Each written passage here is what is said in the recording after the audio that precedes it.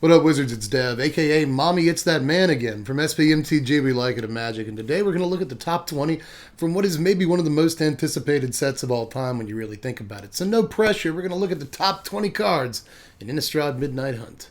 And I'm your favorite Magic Channel's favorite Magic Channel. Best believe that the professor go bananas for my deck techs. I come correct like a porn star, slicing up all these other suckers with my sword Mars. More like Midnight Punt when I'm playing, right? I'm terrible at this. But anyway, I don't have much time to go over ancillary stuff before we start the video, because I got 20 cards to talk about, and I couldn't help myself but have like 5 honorable mentions, because you know how I am. I'm sorry in advance, but I do want to go ahead and tell you to like and subscribe. It's part of my job. I really hope you do those things. Or you can try this stuff out.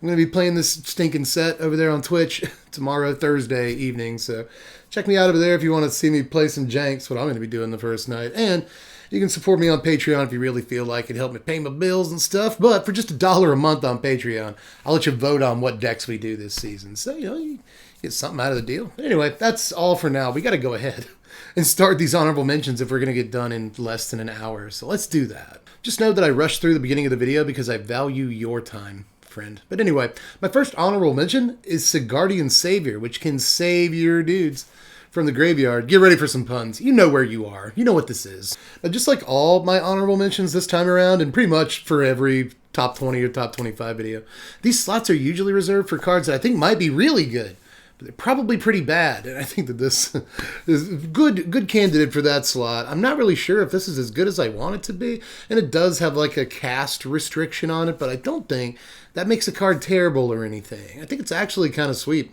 that just in mono white aggro or something, if you want to play a couple extra lands and a 5-drop in your deck, this lets you get back some pretty key 2-drops from that deck. And we just got a couple of awesome new 2-drops from this set, at least one of which, two of which we will talk about in this video. So, there's no end to the cool stuff this can bring back just in a mono white deck. But, when it comes to combos and your Orzhov sacrifice decks and stuff like that, this might have a home there too. So if this has cool enough creatures or like a dope combo or something it can pull off when you play it, then card has a chance. So it's kind of a pseudo sleeper.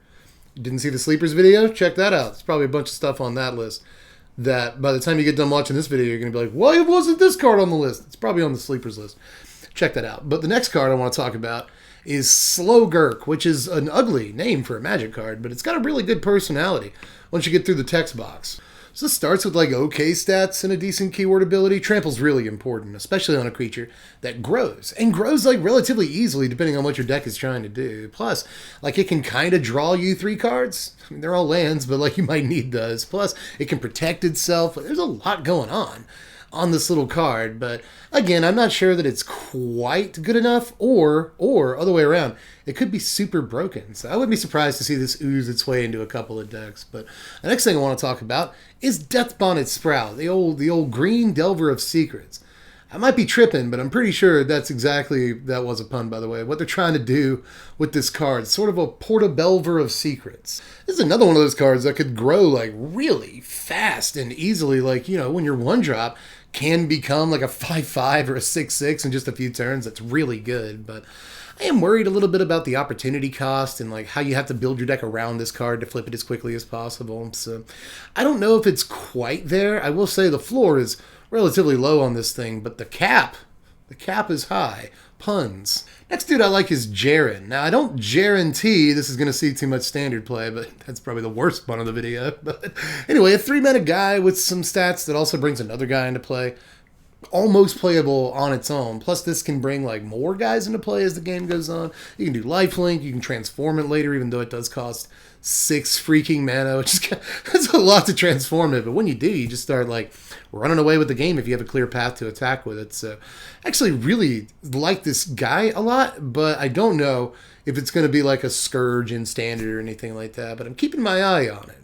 Ultimately, I really like this card, but whether or not it's good or bad, Jaren lies the question. I'm sorry, it's terrible. But last card I want to talk about in the honorable mentions section, which I think I've done a good job of breezing through until I add extra words to it like that, is Storm the Festival.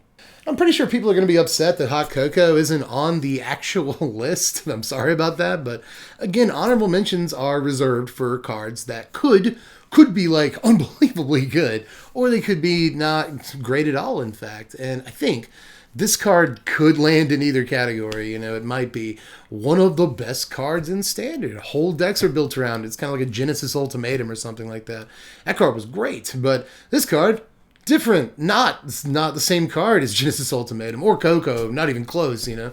This doesn't have any sort of instant speed. It probably doesn't put as many things on the battlefield most of the time as a card like Genesis Ultimatum does. And you have to get like the full value out of this, you got to run like a ton of 4 and 5 drops in your deck. Not to mention this is a 6 drop in and of itself. So he's going to run a bunch of ramps, some random 5 drops, and then hope to hit this on turn 4 or something. And like, maybe that's enough. I'm just not really sure if the card is all it's cracked up to be, but I'm pretty sure the farther back you go in terms of formats, the more broken stuff there is to do with it. So it could make a splash somewhere, and if we get the right stuff for it in Standard, it's probably awesome. I really feel like I have to justify hardcore why this card isn't actually on the list, but I think I've done that. Let's get to the list. Oh, by the way, lands, dual lands are also should be in the honorable mentions, but not for the same reason as all the other ones. Just because they're boring. Kind of a boring pick, right? Like these might even be number 1 or number 3 or something. Like every time they pop up in a set because they're that important. But just, I don't want to waste a slot on them. Just remember, the dual lands are in the set. You should play those. But anyway, number 20. I'm going to cheat. I'm going to immediately cheat as soon as I hit number 20. But I don't think I'm cheating too much on this list. Number 20 is just removal. I just want to point out that these exist too, and I will waste a slot of them just because, like, there are so many of them, right? Like, Infernal Grasp is probably going to see, like, some, maybe not 4 of. I really don't know if it's going to see 4 of play, but it'll at least see 2 of play in, like, every control deck that carries black, whether it's Mono Black or Dimir or Esper or whatever. Like, we're going to be playing some number of this card in just about every black deck that wants to play removal, which is just about every black deck. But there's also Fateful Absence, which is a sweet white removal piece that's instant speed, and it can put your opponent up on a card, but I don't really care that much. I think it's still like really, really good, just unconditional white removal, so why not that? There's also, what is it, Bloodline Culling? Did I get that correct? Yeah, nailed it without looking at it.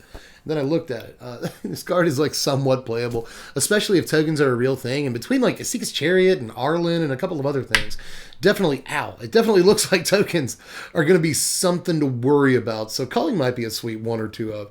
Fateful Absence, I've already said that one. Oh, the other one is the other one is Cathartic Pyre. I actually saved this one for last because yeah, like Grasp looks amazing, Absence looks incredible, but I actually think in some ways this is the best removal spell in the set, or at least the one that's going to end up seeing the most play. Like, this is a 4 of. I don't know that Absence is, I don't know that Grasp is, but this is a 4 of in red decks. Number 19 is Champion of the Parish, and it does get a lot of points for its sort of meme name, but it gets a lot of points for being a really strong card, too. We have a ton of not only zombie 2-drops that follow this up really well, but like other zombie 1-drops. Like, we have a Savannah Lion zombie right now. It's just a 1-mana 2/1. Not to mention, like, how awesome it is with Decayed, you know? That's really cool, and like, Tainted Adversary can sometimes put like 2 counters on this when you spend 5 mana on it. There's just like a lot of really cool stuff that this card does. So, you know, I don't think Zombies is the most powerful tribe, at least not yet in Standard, but I do think this goes a long way towards powering it up to be able to stand up against some of the other tribes that are doing real things. Number 18 is Can't Stay Away, mostly just because I really like this card. I'm still not sure this actually sees a whole lot of play, but like, you know, a card that can reanimate 2 things on 1 card is basically card advantage, and even though there is a restriction to the mana value of the creature you can get, I'm going to keep coming back to this card a lot. I mean, in a way, if you have like a really important creature that your deck is built around, that's a 2 or a 3-drop or something, this kind of just gives it 9 lives. It keeps coming back over and over to make sure that like your Sedgemoor Witch or whatever stays in place to do the things you need it to do. I just think it's a sweet card, but it does have to find a home. Number 17 is Lisa Lisa, probably the better Orzhov card, all things considered, even if the flavor isn't quite as cool. But anyway, this is a sweet Magic card. It doesn't like do anything the turn it enters the battlefield or anything like that. Usually I don't love cards like this that cost 5 mana and don't have any immediate effect and die to like 2-drop removal. It's like usually I have like massive issues with cards like this, but that text box, man, makes me a believer. And the fact that it blocks a Goldspan Dragon with lifelink, kills it, and survives, like, that's pretty sweet stats. I like that a good bit. But just getting your creatures back when they die is still really great. I can see this in a sort of Blood on the Snow deck or whatever, where that ends up being a ton of value. So I like this card, and I actually think it has a couple of homes, but whether or not it's good enough, I'm not really sure. I'm not going to lie to you. Number 16 is Sagarda, coming at you harder. This is a sweet looking card too. This blocks and trades with a Goldspan Dragon. I think that's an important stat line, especially considering this is 4 mana. Card we just looked at is 5 mana, Goldspan's 5 mana, so the fact this comes down a turn earlier is actually really important, and while it's in play, giving all your humans a boost, great. Sometimes draws you a card, great. I just don't really see like any real issue with this card, other than the typical complaints. It doesn't really do much aside from the Anthem the turn it comes into play, but at least that counts for something. That's doing something, right? Usually these 4 mana 4/4 flyers aren't incredible in Standard, but I think there are a couple of 4/4 flyers for 4 in this set specifically that are going to break that trend, and Sagarda might be one of them. Number 15 is Katilda, starring Danny DeVito. This is a sweet card, too. I mean, Selesnya got a couple of dope legends, so if you wanted some Selesnya commanders, I guess you have that. But this is just playable in Standard, too. This is a nice little, like, 2-drop dork that also extends its benefits to your other creatures. That's kind of nice. Makes all your guys mana dorks, effectively, or all your humans, at least. And then gives you a nice little place to dump all that mana too, breaking stalemates. It's not too expensive to cast the card in the first place. Just, I feel like the card is like relatively well positioned. Like at the floor, it's a 2-drop that creates 2 different colors of mana for you. And that's kind of like very close to good enough. So I think this probably sees some play. If Selesnya or Abzan or whatever is a playable color combination that wants to play a bunch of creatures, this slots right in. And there's a ton of playable humans that you might want in that deck too. Number 14, I'm cheating again, but it's vampires. I'm just going to say vampires. Specifically, though, I like Vampire Socialite. I'm not sure how good of an Anthem effect that actually is, but at least they're trying, right? And then, I guess I like Florian, too. I'm not sure how often this pops off, but at least it can pop off the turn it comes into play. That's something. So, I don't know. Florian might be a sweet 3-drop, and I think the first strike is really important, too. But the best one is probably Pit Fighter, man. Just a Savannah Lions with draw your cards value. Like, what's wrong with that? That's like a very strong card for mono red decks or Boros aggro decks or whatever. So this pick is vampires, but it's actually Falcon Wrath Pit Fighter. Number 13 is Dennick. Why is no one talking about Dennick? It's so good, man. A 2-mana 2/3 lifelink. That's going to brick wall a ton of aggro decks just by itself. Plus, oh, by the way, an anti-graveyard value. And then when it flips over, it becomes like a, what is it, a Bygone Bishop, right? The thing that like gives you clue tokens whenever your guys die. Including itself. Like, I actually think this is sweet. A really good card. It flies on the back half too, so the disturb cost isn't like horrible either, so I just don't know why more people aren't talking about this incredibly solid looking card. Number 12 is Sun Gold Sentinel, if only for the fact that like Mono White now has a 2-drop that goes toe-to-toe with the Werewolf Pack Leader and like trades with it. That's really important for the Mono White aggro deck. But obviously, this also gives it a creature that's immune in some cases to removal, you know, immune to getting blocked in some cases, which is really important for getting damage through. And I don't think it's going to be too tough to get Coven. Honestly, I don't. Especially when your 2-drop is 3 power. That's one thing that's really remarkable about this. There's just a lot of really sweet things about this card, but just because it's a 2-mana 3/2, it's probably kind of okay, if just for that. But there's also the fact that, you know, the activated ability on this looks super strong with a K, so loving this card. Now, the honorable mention for the top 10 is Burn Down the House. This card looks so powerful to me, man. Like, I like it because it's just like Cathartic Pyre. We talked about how that card's good in like creature-based matchups because it's just a removal spell. But against control, it also does a thing, right? Get rid of your crap cards, your removal spells very likely that are dead in that matchup, draw you gas. This, it kind of reminds me of that too. You know, against creature-based matchups, it's awesome because it's a really effective sweeper. And then if you're playing against control, it's just bodies on the battlefield. Or maybe in like your sacrifice deck where you want your creatures to die anyway, this wipes all your dudes off the battlefield sometimes and gets you, you know, whatever dies, triggers, or bonuses you get from that, while also keeping your opponent from breathing down your neck if you need that panic button. Or in that sacrifice deck, it creates 3 guys with dies triggers. So like, it seems really strong in that capacity too. Whether you're black-red, blue-red, mono-red, this is just a really, really sweet sweeper that's not completely dead against control matchups, and I think that's very important. So in case you're wondering, yes, the card is fire, but number 10 is Malevolent Hermit. This is a really good looking card that like almost ended up on my sleepers list, but then I realized like way too many people are talking about this card. So kind of had to end up in the top 10. I just think that this is going to be great. In some like full on control lists, I think there's like an argument for that. But I also think there's an argument for it in like mono blue tempo or blue white tempo, which again, I think have chances to be very, very real decks. It's very interesting against control on both halves. I know a lot of people talk about the back half when they talk about how it's an anti-control card, but even the front half is an anti-control card. It helps protect your guys or counter the sweeper or whatever. So I just think this card is going to be very important. And if blue-based aggro decks or blue-based creature decks in general are a thing, this is obviously going to be a 4 of in every single one of them. The card is strong.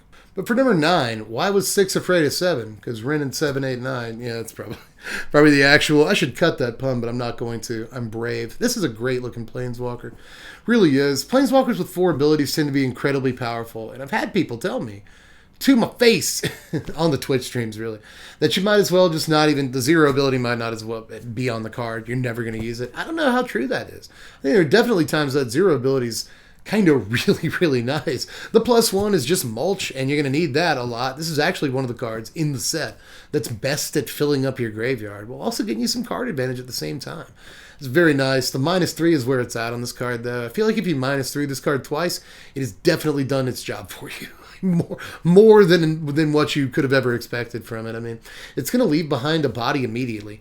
That's going to scale throughout the rest of the game. If your opponent kills the body, you still got Planeswalker, right? They kill the Planeswalker, you still got the body. And if, again, this does get you 2 of those, like dudes that scale with the amount of lands you control, it just gets unbelievable. Like, what a sick Planeswalker. Even for 5 mana, I see this scene play in a lot of decks. With number 8, I'm only cheating a little because, like, my actual entry for this list is Tovolar.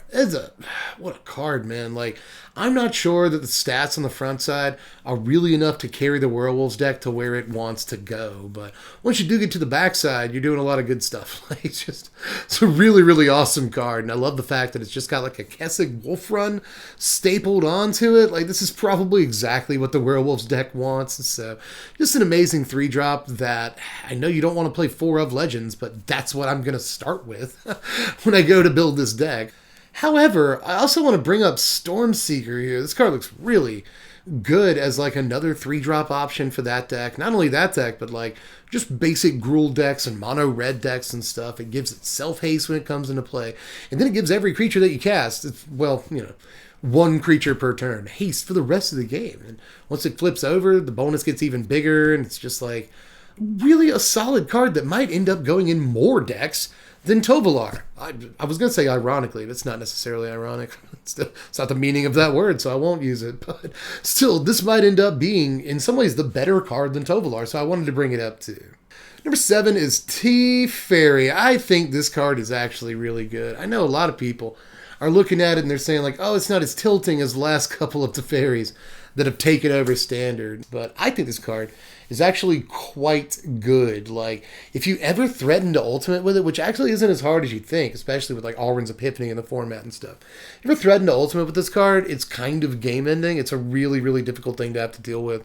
Your opponent kind of gets a Wilderness Reclamation and more. They also get a draw on your turn, and that's like so gross. The Anticipate mode is great too, the minus that gets you a card out of your top 3. And then the +1 is actually sneakily good. A lot of people have already talked about how you can untap a land, you can untap a mana dork, you can untap a mana artifact, and suddenly this just costs 1 mana. 1 fairy, right? But you can make it 2 fairy pretty easily too, just with a mana dork and like a mana rock or something. That's not bad. Or really with just a mana dork and untapping a land. This effectively only costs a couple of mana. It protects itself really well in that matter too, because, you have 2 mana up. You can cast Negate or Disdainful Stroke or whatever. So I actually think that this card protects itself better than a lot of people seem to think that it does right now. And also ends up getting you a bunch of cards over the course of a game. Just a really, really nice looking Planeswalker that's not too difficult to cast in the first place, relatively cheap as Planeswalkers go, and gets to a pretty high loyalty pretty quick. Ultimate's fairly fast. I like a lot about this, and even though it's not as good as some Teferis that we've seen here in the last few years, I still think we would do well to take this card a little bit more seriously. That was probably the longest I've talked about a card all video. I believe in Teferi, but anyway, I also believe in Sus Stowaway, man. This card looks really, really good to me. This is another one I wanted to put on the sleepers list, but then I realized it's just going on everyone's list. So there's probably a little bit too much hype about this card right now, but I can see why, you know? It's like what is the name of the card? A Looter Ilvec, or whatever the name of the card is. You know, a two-mana guy that can't be blocked, that loots every turn. And that's kind of been good enough for Standard on a couple of occasions in the past. That's not bad, but on the back half of it, suddenly, it's a 2-power dude that gets through every turn and just draws you a card, like straight card advantage. That's amazing, and I like some of the play patterns with this card, right? You play it on turn 2, and then on turn 3, you can just get in with it, loot, or whatever, and hold up counter magic. Don't cast any spells, and it becomes night. It's really easy to flip this. And when you do flip it, you've got mana up to protect it or counter whatever your opponent's trying to do over there. And then just start drawing your cards, bud. So, like, I like the play patterns on this card, too. It's just a really good-looking card that really benefits that mono blue tempo deck I keep bringing up. That deck's looking good. Number 5 is Arlen, which I've really come around a lot on since previous season. I think this card might actually be very, very strong. Again, I like the play patterns here when it comes to the day-night cycle, because you can cast it, maybe make a couple of wolves that protect it for a turn, and then next turn you just plus it and don't do nothing else. And just play your wolf on your opponent's turn. That way you flip it to night, you get a big meaty Arlen. Like, if you play Arlen for 4 mana, and like, let's say it's night already, you play Arlen for 4 mana, you get a 5/5, like, what all abilities does it even have? Like haste, trample, indestructible. He's got a ridiculous amount of abilities. For 4 mana, that's unbelievable. And it just like throws mana your way. It really works well with Bard class. There's just so many good things about this card. It's just like, how many different things do you need to be able to do with a Magic card before you decide that card is good? I've decided the card is good. I don't know what was wrong with Spoiler Season, Deb. The card is awesome. But number 4 is a card that you might be surprised to see all the way up here. But honestly, I had to keep myself from putting this in the top 3. It's Memory Deluge. This card looks incredible, y'all. Like, just the best 4-mana draw 2 that we've seen in a really long time, and possibly even ever. Like, it's way up there. It's so good. And like, once you do have the 7 mana to cast it with Flashback, it's kind of a dig through time, which is powerful. I guess the powerful part of Dig Through Time is the ability to cast it really early. That's what got it banned and stuff. But this year, you can't really cheat on casting this the way you could Dig. But, you know, looking at 7 cards getting the top 2 is basically gonna put the game away if your opponent has to go. Like, just say go. And you do this EOT with Flashback, you're probably gonna get whatever you need to lock the game up. 7 cards is a lot of cards, and whether this is in a control deck that's looking to just find the right cards for any given situation, it obviously goes there. Or, you might not have thought about this, a ramp deck, I think the card's going to be really good there too, right? You know, any deck that can make really big mana with like Goldspan Dragon, perhaps? That's a thing. Or just any deck that's looking to ramp its lands. Again, Simic Ramp or something like that. I think this is actually a pretty sweet card to carry at least a 1 of, because you need things to do with your mana when you get to that 6-7 mana threshold. And I imagine that if you don't have the stuff that you need in your ramp deck, casting this for 7 mana gets you whatever you need to do to win on the next turn, you know? Find that Cyclone Summoner for you, whatever. So, just a really dope card that I think goes in even more decks than people realize. Just as far as like 4 mana draw 2s go, I'm pretty sure the card is going to have a long reign. Hope you see what I did there. But anyway, top 3, baby. Number 3 is Moonveil Regent. I think this card's the real deal. I already told you there's a couple of 4 mana 4/4 flyers in this set that I think might actually cross the threshold and make these playable again. Look at all the stuff this thing does. It's really easy to fit in like 3 and 4 and even 5 color decks because the color cost is really splashable. It rewards you for playing more colors too, but you don't have to. This can go in just a mono red deck. It actually kind of plays somewhat well with a Goldspan Dragon when you think about it. You know, you drop this on turn 4, the last card in your hand's a Goldspan, you drop that on turn 5 along with like the land that you drew that turn or whatever. And then you just get to drawing. I mean, in that way, it kind of works like an experimental frenzy. You know, I cast this, and then on the next turn, I cast like a 1 or 2 mana instant, discard what's left of my hand if there's anything in there, draw a card, play another 1 or 2 mana instant, draw a card. You know, it's just, I imagine this thing can draw you 3 or 4 cards easy before someone can actually take it down. And if it gets any more cards than that, it's just going to win you the game. And aside from that, like, it's a threatening attacker in and of itself. It's a good blocker in and of itself. And when it does die, it at least pings for like 1. Like, that's kind of fine too, you know? Like, that's extra damage if nothing else that can take out like a Prosperous Innkeeper or just go face or whatever. There's just so many good things about this card. In the name of the moon, a lot of people are going to get punished here. Where else are you going to find a Sailor Moon reference? Oh yeah, pretty much anywhere else on the entire internet. But anyway, number 2 is the Meat Hook Massacre. Probably my actual personal favorite card in this entire set. Now, part of me thinks, along with some other people on the internet, this isn't going to be quite as good as we all want it to be. But in the end, I don't think the card's going to leave us hanging. Sorry. But I do think the card is actually pretty sweet, right?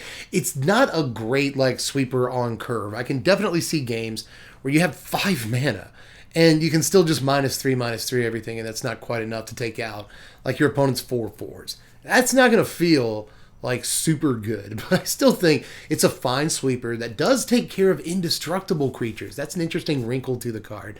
That also functions kind of like a Blood Artist. It sucks that it's legendary, but it functions kind of like a Blood Artist, right? It scales incredibly well, plays very nicely with all the treasure in the format to where you can actually make this like a -5/-5 sweeper, like, realistically. So that's good, you know, you gain life when you kill your opponent's dudes. Like, all of this is actually a really sweet package that's not quite Blood Artist, it's not quite Woe Strider, and it's not quite a sweeper, but it's a little bit of all of them wrapped into one, so it's my kind of card. We're actually at number 1. It feels like we got there much faster than usual, but number 1, I am cheating. You may have noticed I haven't said any of these cards yet, so I'm pretty sure you got it figured out. I'm just going to say Adversaries, but it's really difficult to order these, you know? I think the black one is probably the worst one, and that tells you something because the black one is still pretty good. You know? It's not bad at all, and at the very least, a decent 2-drop for, like, Finn decks. So, yay. But this is where it gets, like, really hard because all the other ones are very, very good. Like, very incredibly good. I think, God, it's hard. Maybe the blue one next. This could see play in Modern Spirits, though. Like, it really tells you that this is the next worst one. I think, at least. It's an opinion. It's subjective, but it's still really good. This card's really good. And then, ooh, it's so hard. It is so difficult. The red one, which might still like be the best card in the set. You know, the Snapcaster Mage, sort of in red. It's just, the card looks so brokenly good, and there's a bunch of really dumb stuff you can do with it. Not to mention just random value. I think people are actually undervaluing this card. I've seen too many people say this card is actually bad, in fact. Probably just to have a contrarian opinion. But no, this card is unbelievable. But aside from that, I actually think the white one is the next one, and then the green one. These are easily the 2 best, I think, but most people would probably tell you the white one is the best one. I don't value the white one as highly as everybody else. I actually don't think... I think the card is great. Again, don't get the wrong idea. This card is incredible. Intrepid Adversary, the white one. But a lot of people put it as, like, easily the best one, and I don't think that's true, like, at all. I think the green one is actually really sweet, though, because it kind of goes in more decks than almost any other adversary in some ways, because this goes in ramp decks. It's an amazing payoff for ramp decks. You know, when you do get to like 7 or 8 or even 9 mana, this can start doing like really crazy stuff and you rip it off the top of your library. But it's like a fine 3-drop too that's really splashable. You know, a 3-mana 4/3 trample is almost an old growth troll, but it's easier to cast than an old growth troll. So just like the normal mode on this is fine, and in some ways better stats wise than any other adversary. Like, I'd probably rather, because like 2-mana 3/1s don't always see play, right? Like the Intrepid Adversary, but 3-mana 4/3 tramples, that's a good stat line now. That's fine. So I really like this one on the floor. I think it has one of the best floors of all the adversaries, and then one of the highest ceilings too when you think about it. When Intrepid Adversary, they just kill an adversary, and then suddenly all your dudes lose -1/-1, like, or lose their +1/+1 bonuses. You can get blown out that way in combat, like really easily. I think the white one is actually kind of dangerous in some situations. If your opponent just has one removal spell, suddenly they have incredible blocks. But, if you have enough mana to turn some of your lands, or at least one of your lands, into a creature when Primal Adversary comes down, then suddenly they might have a removal spell, but they can't take care of all the value that this card created with just spot removal. And I think that's really important. So, honestly, I'm even going to say the white one is probably number 3. I think the red one is number 2, and Primal Adversary is number 1. I think the card, Primal Adversary, is way better than anyone thinks it is. I'm not sure why people aren't like way more into this card, because it goes in mono green, it goes in werewolves, and it goes in like ramp decks. Again, I think that in like Simic Ramp, this could be a really, really interesting payoff, because it's great in the early game as sort of a speed bump, a great blocker, trades up a lot of the time.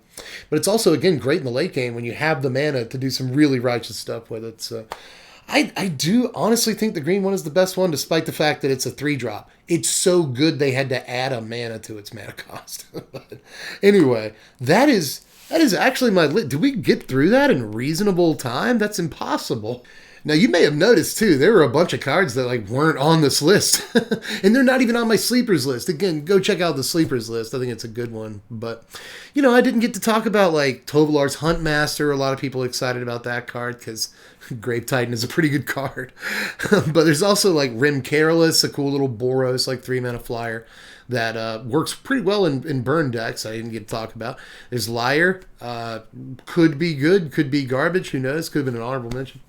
I didn't talk about Delver of Secrets. I'm not sure how good that card's actually going to be in Standard, to be honest with you. But I think there's definitely an argument for Blue-Red Delver. But still, there's even more cards like that. Like I would have liked to talk about Old Stick Fingers. You know, like there's a bunch of cards I actually didn't get to in this video. So let me know down there in the comments section anything I missed, the cards that you're excited for and all that, and how you felt about all my takes and how horribly wrong I am on everything. Because that's the fun part of YouTube, isn't it? Admit it. But anyway, that's pretty much all I got for this one, aside from telling you to like and subscribe again. We got Deck Techs coming up super soon. In fact, they're the next thing on the docket. So if you want that content, you might want to sub, hit the bell for the notes, and then try all this stuff out. Again, we're going to be playing some of the set tomorrow night, Thursday evening, on the twitch.tv. And if you want to support this content because you like what I do around here and you think that I should be able to pay my bills, check out the Patreon. Again, $1 a month is all it takes to vote on content. We got a Patreon poll going on right this moment if you want to check it out. So, but that is it. I got to start editing this video. That's what's going to take the longest. So just let me know how you felt about it, guys. I read your comments. I don't know how wrong you think I am on these, but in any case, I guess I'm done for this one. So I'll catch you cats later. I'm Deb from The Place. Thanks for watching, Wizards. Spread love and be kind.